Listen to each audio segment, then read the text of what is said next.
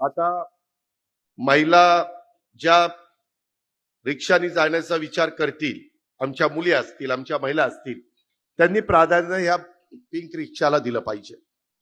आणि मला तुम्हाला सगळ्यांना सांगायचंय की त्यांच्याच फक्त तुम्ही त्यांना घेऊ नका. जर तुम्हाला ग्राहक नाही मिळाला आणि एखाद्या पुरुष माणसाने थांबवलं तरी तुम्हाला त्यांना पण नेण्याची मुभा आहे. पण तुमच्याकडे आता सगळ्यांकडे मोबाईल असतात. माझी विनंती आहे, तुम्ही त्या पुरुषाला रिक्षामध्ये बसवलं तर त्याचा फोटो काढायचा आणि तो तुमच्या घरी नुसता पाठवून द्यायचा, आता मी ह्या ग्राहकाला घेऊन चाललेली आहे.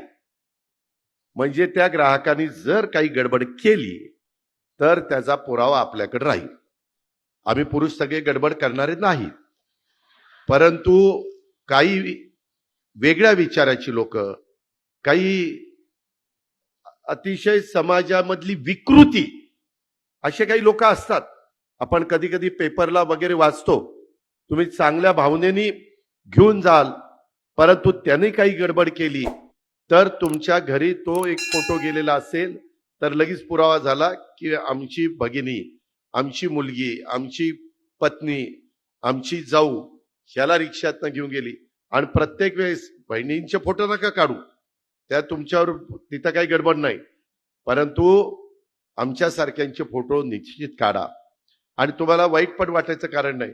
आम्ही उभं राहिलो ना, रोज आमच्याकडे 1000 लोक फोटो काढून घेत असतात, आम्ही फोटो काढून देत असतो. त्याच्यामुळे त्या पुरुषाला सांगायचं की भावा, तू माझ्या गाडीत बसतोय ना, तुझी आठवण म्हणून मी फोटो काढते. आठवण, भाऊबीजेला तुझी आठवण मी ठेवणार आहे, रक्षाबंधनातला आठवण ठेवणार आहे. गमतीचा भाग जाऊ द्या, पण हे गरजेचं आहे. कधी माझी बहीण रात्री अपरात्री कुठं चालली आणि एखाद्या विकृत माणसाने काही तिथं गडबड केली तर पोलीस यंत्रणेला सगळ्या गोष्टी धागेदोरे मिळायला सोपं जाईल, हे लक्षात ठेवा. आणि आधी ती पुढं कुठं कार्यक्रमाला गेली तर सगळ्यांना सांग. आणि टीव्ही वाल्यांना तुम्ही दाखवा सगळीकडे, नाहीतर नको ते दाखवत असता हे दाखवा. आणि तुम्हाला फक्त चार्जिंग करायचंय, पेट्रोल भरायचं नाही, डिझेल भरायचं नाही, पाण्याचाही संबंध नाही, काहीच भरायचं नाही, नुसतं व्यवस्थित ठेवायचंय. आणि 5 वर्ष ही कंपनी तिचा मेंटेनन्स करणार. ज्या कंपनीकडनं आम्ही तुम्हाला रिक्षा देतोय, बरोबर ना? आपला कारखाना कुठे आहे? नगरला. नगर म्हणजे काही लांब नाही. आणि ही सगळी लोक, मालक लोक राहायला पुण्यात आहेत, पुण्यातच आहेत. त्याच्यावर तुम्ही मला सांगा कधी अडचण झाली की लगेच त्यांच्या घरावरच जाऊ आपण.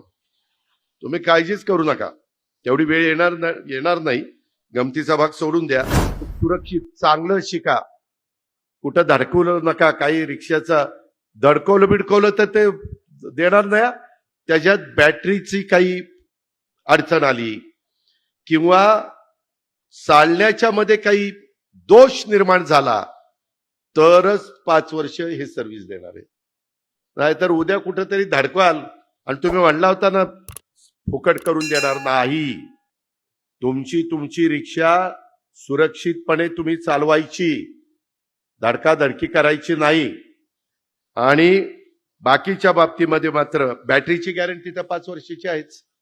त्या सगळ्या गोष्टी तुमच्या बाकीच्या टेक्निकल ज्या गोष्टी असतील त्या आमचे ही कंपनी त्या ठिकाणी तुम्हाला सर्व्हिस देईल.